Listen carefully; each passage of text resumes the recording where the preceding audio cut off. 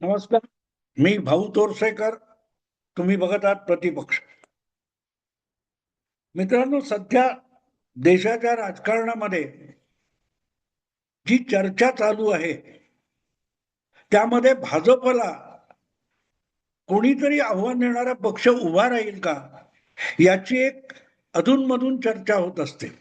कारण ज्या पद्धतीने आपल्या खंडप्राय देशामध्ये भाजप सगळ्यात मोठा पक्ष झालेला आहे आणि त्याला राष्ट्रीय पातळीवर किंवा राष्ट्रीय राजकारणात आव्हान देऊ शकेल असा दुसरा कुठलाही राष्ट्रीय पक्ष उरलेला नाही. म्हणजे ज्यांना राष्ट्रीय पक्ष म्हणून मान्यता असेल, म्हणजे उदाहरणार्थ महाराष्ट्रामध्ये शिंदे यांची शिवसेना असेल, अजितदादांचा राष्ट्रवादी असेल, किंवा इतर राज्यामध्ये प्रादेशिक पक्ष म्हणून जसा समाजवादी पक्ष, बहुजन समाज पक्ष यांना एक मान्यता असते की त्या राज्यापुरती मान्यता असते, ते प्रादेशिक पक्ष असतात. आणि ज्यांना राष्ट्रीय पक्ष म्हणून मान्यता असते की 4-5 राज्यामध्ये ज्यांच्याकडे एक ठराविक टक्के मतं मिळवण्याची क्षमता आहे, ते व्याख्यानुसार राष्ट्रीय पक्ष होतात. उदाहरणार्थ मला वाटतं बहुजन समाज पक्षाला राष्ट्रीय पक्ष म्हणून मान्यता आहे, मार्क्सवादी कम्युनिस्ट पक्षाला राष्ट्रीय पक्ष म्हणून मान्यता आहे. पण म्हणून मार्क्सवादी कम्युनिस्ट पक्ष हा खरोखरच राष्ट्रीय पक्ष आहे का?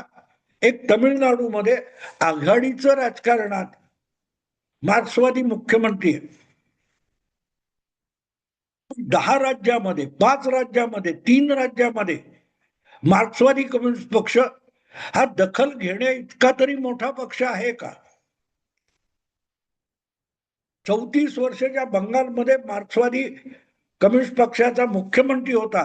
आज त्या बंगालमध्ये मार्क्सवादी कम्युनिस्ट पक्षाकडे विधानसभेत हाताच्या बोटावर मोजता येतील इतके आमदार नाहीत की लोकसभेत एकही खासदार नाहीये. देशाच्या इतर अनेक राज्यामध्ये मार्क्सवादी कम्युनिस्ट पक्ष नाव निशाण उरलेलं नाही. पण जी काय 27-28 राज्य आहेत त्यापैकी 5-6 राज्यामध्ये काय 3-4% मतं मिळवणारा पक्ष ह्या व्याख्येनुसार मार्क्सवादी कम्युनिस्ट पक्ष राष्ट्रीय पक्ष आहे. तीच गोष्ट मायावतींच्या बहुजन समाज पक्षाची म्हणता येईल. त्यामुळे 38%, 37% मतं मिळवणारा भारतीय जनता पक्ष आणि राष्ट्रीय पातळीवर 2% मतं सुद्धा न मिळवणारा मार्क्सवादी कम्युनिस्ट पक्ष किंवा बहुजन समाज पक्ष हे पण राष्ट्रीय पक्ष असतात. किंवा 16-17% मिळवणारा काँग्रेस हा राष्ट्रीय पक्ष असतो. पण काँग्रेसला निदान 17-18-19% मतं राष्ट्रीय पातळीवर मिळतात. 10-12 राज्यामध्ये काँग्रेस हा तिथला एक प्रमुख पक्ष म्हणून तरी आहे. पण बाकीच्या पक्षांची अवस्था काय? आणि म्हणून ही चर्चा होते की आता जो भारतीय जनता पक्ष आहे, मध्यंतरी प्रशांत किशोर या राजकीय रणनीतिकाराने फार छान वक्तव्य केलेलं होतं की पुढची कमीत कमी 25-30 वर्ष भारतीय जनता पक्षाच्या भोवती देशाचं सगळं राजकारण फिरत राहणार आहे. भाजप सत्तेत असेल नसेल, कुठलं तरी आघाडी होईल, कुठलं तरी गठबंधन होईल, ते बहुमताची जोडतोड करतील आणि बहुमत दाखवून सत्तेत बसू शकतील आणि त्यामुळे भारतीय जनता पक्ष हा विरोधी पक्षात बसेल. तरीही राजकारण हे भाजपच्या भोवती घुटमळेल. उदाहरण तुम्हाला सांगतो. उदाहरण असं आहे की 2019 मध्ये महाराष्ट्र विधानसभेच्या निवडणुकीत भारतीय जनता पक्षाला 105 आमदार मिळाले होते.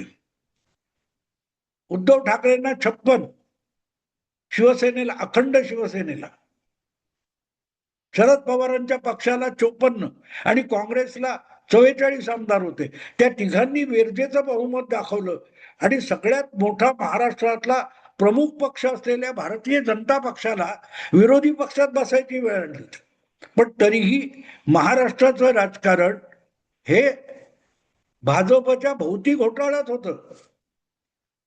राजकारणाचा केंद्रबिंदू विरोधी नेता असलेले देवेंद्र फडणवीस होते आणि त्यांनी मोठ्या चतुराईने राजकारण करत सत्ताधारी पक्षामध्ये, गटामध्ये, आघाडीमध्ये फाटाफूट घडवून महाराष्ट्रात सत्तांतर घडवून आणलं. पण आज जो भाजप इतका राष्ट्रव्यापी पक्ष झालेला आहे, देशाच्या प्रत्येक राज्यामध्ये मुठभर का होईना भाजपला मतं मिळतात. 4-5% अधिक मतं देशाच्या प्रत्येक राज्यामध्ये भारतीय जनता पक्षाला मिळतात. काँग्रेस पक्षाची ती अवस्था आहे असं म्हणता येत नाही. दिल्लीमध्ये काँग्रेसचा एकही आमदार नाही, बंगाल विधानसभेत एकही आमदार नाही, अशा अनेक विधानसभा दाखवता येतील. आणि त्यामुळे काँग्रेस हाच भाजपच्या खालोखाल 2 नंबरचा पक्ष आहे.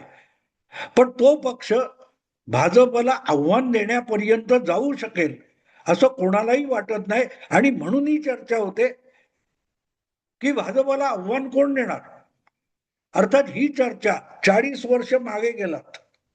1960-70च्या किंवा त्याच्या आधीच्या कालखंडामध्ये 1990 पर्यंत काँग्रेस पक्षाला आव्हान देऊ शकेल असा कुठलाही पक्ष देशात नव्हता.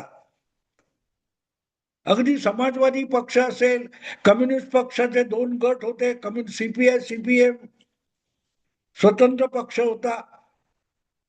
पण काँग्रेसला आव्हान देऊ शकेल राष्ट्रीय पातळीवर, काँग्रेस सत्तेला आव्हान देऊ शकेल असा कुठलाही पक्ष नव्हता. आणि त्यामुळेच 1977 मध्ये आणीबाणी उठल्यानंतर 4 पक्षांच्या विलिनीकरणातून जनता पक्ष तयार झाला. तो सुद्धा निकाल लागल्यानंतर झाला. सगळ्यांनी एका चिन्हावर निवडणुका लढवल्या तरी 4 पक्ष वेगळे होते. ते सत्तेवर आल्यानंतर एकमेकात विलीन होऊन जनता पक्ष जन्माला आला. पण परत लवकरच फुटला आणि परत काँग्रेस पक्ष हाच मध्यवर्ती पक्ष झाला. आणि 1996 पर्यंत काँग्रेस हाच सत्तेत असो नसो लोकसभेतला, संसदेतला सगळ्यात मोठा पक्ष राहिला. 1996 मध्ये पहिल्यांदा भारतीय जनता पक्ष हा लोकसभेतला सर्वात मोठा पक्ष झाला संख्याबळाने. तरी मतांच्या टक्केवारीमध्ये काँग्रेसच पुढे होती. 28-29% मतं होती आणि भाजपकडे 23-24% मतं होती. आणि तेव्हा हीच चर्चा व्हायची की काँग्रेसला कोणी पाडू शकत नाही. आज जे बोललं जातं की भाजपला कोणी पाडू शकत नाही, भाजपला कोण आव्हान देणार, ही जी चर्चा आहे ती तुम्ही त्या काळात जाल तर तुम्हाला काँग्रेस विरोधातली दिसते. आघाड्या व्हायच्या, युत्या व्हायच्या, त्या काँग्रेसला पाडण्यासाठी व्हायच्या. आज जसं भाजपला पर्याय म्हणून गठबंधन, आघाडी, युती, तिसरी आघाडी, चौथी आघाडी होते, ती कशासाठी होते? भाजपला रोखण्यासाठी, भाजपला पाडण्यासाठी. पण भाजप इथपर्यंत पोहोचला कसा? 1984 मध्ये इंदिराजींची हत्या झाली आणि त्यानंतर झालेल्या लोकसभेच्या निवडणुकांमध्ये काँग्रेसला 415 खासदार लोकसभेचे मिळाले आणि सगळ्या पक्ष अगदी सोपडा साफ झाला. भाजपचे तेव्हा अवघे 2 खासदार लोकसभेत निवडून आले. पण भाजपला अखिल भारतीय पातळीवर 9-10% मतं होती. त्या 10% 38% 28% मतं भाजप चौपटीने मतं वाढवत इथपर्यंत आलेलं आहे. तर तो येताना काय झालं हे लक्षात घेतलं पाहिजे. शक्य असेल तिथे मित्र पक्षांबरोबर हातमिळवणी करायची, जागा वाटप करायचं. करत करत भाजप एकेका राज्यामध्ये जिथे आपलं बस्तान चांगलं आहे तिथे आपली ताकद अधिक भक्कम करण्याकडे आणि जिथे आपल्याला अजिबात स्थान नाही तिथे हळूहळू करत मित्र पक्षांना सोबत घेऊन आपले हातपाय पसरत भाजपने आपला राष्ट्रीय पसारा उभा केला. मी तुम्हाला एवढ्यासाठी सांगतोय की गुजरात सारखं राज्य घ्या. आज भाजपचा गुजरात हा बालेकिल्ला मानला जातो. पण 1977 मध्ये ज्या वेळेला जनता पार्टी झाली होती, त्यावेळेचा जनसंघ किंवा नंतरचा भाजप हा गुजरातमध्ये मजबूत नव्हता, कुठल्याही राज्यात मजबूत नव्हता. नाव घ्यायला जनता पार्टी झाली तेव्हा जनसंघ किंवा भाजप या विचारसरणीचे 3 मुख्यमंत्री होते. हिमाचल प्रदेशमध्ये शांताकुमार, मला वाटते मध्य प्रदेश म्हणजे कैलास जोशी, आणि राजस्थानमध्ये भैरवसिंग शेखावत. या 3 राज्यामध्ये भाजपची चांगली ताकद होती आणि तुलनेने उत्तर प्रदेशात थोडीफार ताकद होती. बाकी महाराष्ट्र, कर्नाटक, ओडिसा वगैरे, तुम्ही बिहार म्हणाल तर भाजपची फारशी ताकद नव्हती. पण 1977ला जनता पक्षाला जो लोकांचा पाठिंबा मिळाला तो टिकला नाही, जनता पार्टी टिकली नाही. पण जनता काँग्रेसला पर्याय शोधते हे मतदाराने दाखवून दिलं होतं आणि त्यापासून धडा घेत मूळचा जनसंघ आणि नंतरच्या काळात भारतीय जनता पक्ष झालेला जो होता, त्या विचारसरणीच्या लोकांनी, गटाने किंवा नेत्यांनी ठरवलं की आपण जनता पक्षाचा जो 1977चा वारसा आहे तो आपल्याकडे घ्यायचा आणि हळूहळू करत एक एक राज्यामध्ये हातपाय पसरत जायचे आणि काँग्रेस विरोधातली मतं आपल्याकडे गोळा करत जायची. ज्या ज्या मतदाराला काँग्रेस नको आहे त्या मतदाराला भाजपशी जोडून घ्यायचं. आज तो समाजवादी पक्षात असेल, आज तो कम्युनिस्ट पक्षात असेल, आज तो शिवसेनेकडे असेल, कोणाकडेही असेल, पण जो मूलतः अँटी काँग्रेस मतदार आहे त्याला हळूहळू करत आपल्याकडे गोळा करत जायचं हे धोरण ठरवून भाजप हातपाय पसरत गेला. आणि त्यामुळे 3-4 राज्यामध्ये एक प्रादेशिक पक्ष असल्यासारखा जो भारतीय जनता पक्ष होता किंवा पूर्वाश्रमीचा जनसंघ होता, त्यांनी राष्ट्रीय पातळीवर काँग्रेसला पर्याय व्हायचं ठरवलं. आणि म्हणून जे म्हटलं जातं की अरे 84 साली तर भाजपकडे फक्त 2 खासदार होते, तिथून ते 300-200 पर्यंत पोहोचले. पण 2 वरून 180 पर्यंत भाजप, 160 पर्यंत भाजप 1996 मध्ये पोहोचला. तोपर्यंत भाजपने संघटनात्मक पातळीवर विविध राज्यामध्ये आपले हातपाय कसे पसरले बघावं लागतं, अभ्यास करावा लागतो. लॉटरी लागली नाही भाजपला. भाजपने प्रयत्न करून कार्यकर्त्यांनी लोकांमध्ये जाऊन संघटन उभारून जनतेच्या सेवेतून आपल्याकडे लोकमत वळवत वळवत इथपर्यंत मजल मारलेली आहे. थोडक्यात भारतीय जनता पक्षाने 1984 साली फक्त 2 खासदार आले तेव्हा एक गोष्ट ठरवली की आपल्याला काँग्रेसला पर्याय पक्ष म्हणून उभं राहायचं, आपल्याला या देशातला दुसरा काँग्रेस पक्ष व्हायचंय, आपल्याला देशातला दुसरा शक्तिशाली राष्ट्रीय पक्ष व्हायचंय. हे भारतीय जनता पक्षाच्या नेतृत्वाने आणि त्यांची मात्र संस्था RSSने 1984 नंतर ठरवलं. आणि 1985 पासून जे काम सुरू झालं त्यातून प्रमोद महाजन, गोपीनाथ मुंडे, राजनाथ सिंह, नरेंद्र मोदी, नितीन गडकरी हे जे नवनेतृत्व त्यावेळेचं युवा नेतृत्व होतं ते आज राष्ट्रीय ज्येष्ठ नेतृत्व झालेलं आहे. समजून घेण्यासारखी ही गोष्ट आहे की आघाड्या करायच्या, युत्या करायच्या, पण झटपट काय फायदा आहे त्याच्या मागे धावायचं नाही. त्यापेक्षा आपलं संघटनात्मक बळ प्रत्येक राज्यामध्ये वाढवत जायचं.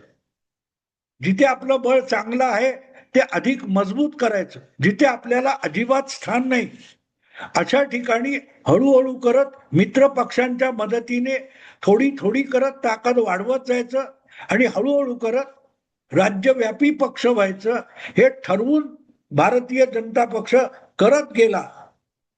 आणि मग 3 राज्य, 7 राज्य, 8 राज्य, आज 14-16 राज्यामध्ये भाजपचा मुख्यमंत्री असेल तर त्यामागे गेल्या 40 वर्षाची तपस्या आहे. आज जेव्हा ही चर्चा चालते की भारतीय जनता पक्षाला कोणी हरवूच शकणार नाही का, भारतीय जनता पक्षाला राष्ट्रीय पातळीवर कोणी आव्हान देऊ शकणार नाही का?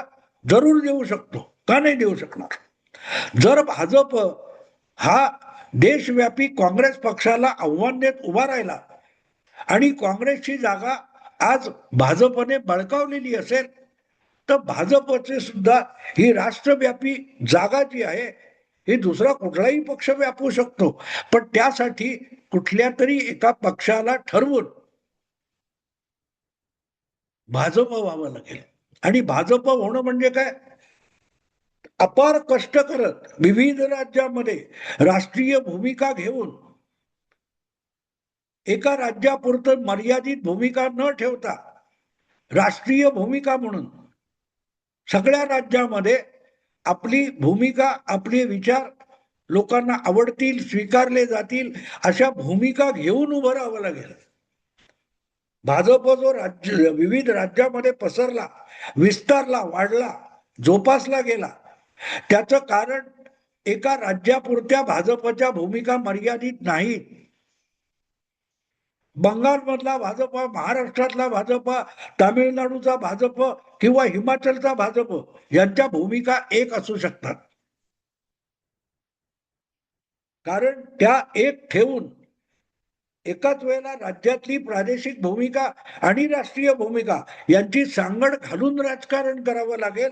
आणि ते सांगड घालताना आपल्या संघटन उभं राहील, कार्यकर्ता उभा राहील, जनमानस आपल्याकडे वळेल आणि जनहिताचं काम आपल्याकडे होईल. अशा रीतीने वाटचाल करावी लागेल. त्याला भाजप होणं म्हणतात. जर 3-4 राज्यापुरता मर्यादित असलेला भारतीय जनता पक्ष किंवा पूर्वाश्रमीचा जनसंघ जर आज देशव्यापी काँग्रेसला पर्याय म्हणून एक प्रकारे राष्ट्रीय काँग्रेस पक्षच झालेला आहे, तर मग भाजपला आव्हान देण्यासाठी दुसऱ्या कोणाला तरी ठरवून प्रयत्न करावे लागतील. आणि ते ममता करू शकत नाही, ते अखिलेश करू शकत नाही, ते उद्धव ठाकरे करू शकत नाहीत, ते स्टॅलिन करू शकत नाही. आणि काँग्रेसला ते करायचं नाही, कारण काँग्रेसला आत्ता लगेच सत्तेत यायचंय, त्यासाठी मेहनत घ्यायची नाही.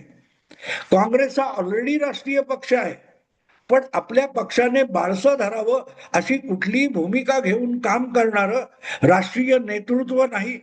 आणि जो टिकून राहिलेला काँग्रेस पक्ष दिसतो त्याचं एकमेव कारण 10-12 राज्यामध्ये आज सुद्धा काँग्रेसकडे समर्थ नेता आहे. सिद्धरामय्या असेल किंवा गेहलोट असतील किंवा हुड्डा असतील, असे जे प्रादेशिक नेते आहेत, त्या नेत्यांनी आपल्या आपल्या राज्यात जो काँग्रेस पक्ष टिकवून ठेवलेला आहे त्याचं एकत्रित बळ म्हणून राष्ट्रीय काँग्रेस पक्ष दिसतो. पण राष्ट्रीय नेतृत्वाच्या पातळीवर बघाल तुम्ही, तो काँग्रेस पक्ष हा राष्ट्रीय पक्ष नाहीये, कारण त्यांच्या समोर कुठलाही राष्ट्रीय अजेंडा वगैरे नाहीये. आणि म्हणून काँग्रेसला विसरून राष्ट्रीय पक्ष होऊ शकेल अशी भूमिका घेऊन दुसऱ्या कुठल्या तरी पक्षाला भाजपचा भाजप व्हावं लागेल. भाजपला आव्हान द्यायला प्रयत्नपूर्वक पुढची 10-15 वर्ष काम करावं लागेल. 84 पासून 14 पर्यंत 30 वर्ष भाजपने जी मेहनत घेतली, त्यामुळे 2 पासून 100 ओलांडले, 200 ओलांडले आणि भाजप परत आपली लोकसभेतली संख्याबळ मागे घेऊन गेलेला नाही. वाजपेयींच्या काळात 112, 140, 180, मोदींच्या काळात 200-250च्या पलीकडे गेलेत, ते 240 वर थांबले, 200च्या खाली आले नाही. इतका दूरगामी प्रोग्राम डोळ्यासमोर ठेवून, आराखडा ठेवून जर कुठल्या पक्षाने भाजप व्हायचं ठरवलं तर शक्य आहे. ती गोष्ट समाजवादी पक्ष, ज्याची राष्ट्रीय पातळीवर समान विचारधारा असू शकते, कम्युनिस्ट पक्ष, प्रादेशिक भूमिका असलेला पक्ष राष्ट्रीय होऊ शकत नाही. आणि म्हणून कोणाला तरी पक्षाला भाजप व्हावं लागेल, तरच राष्ट्रीय पातळीवर भाजपला आव्हान देता येईल. मित्रांनो, आत्ता थांबतो. आवडलं लाईक करा, शेअर करा आणि प्रतिपक्षाला सबस्क्राईब करा. नमस्कार.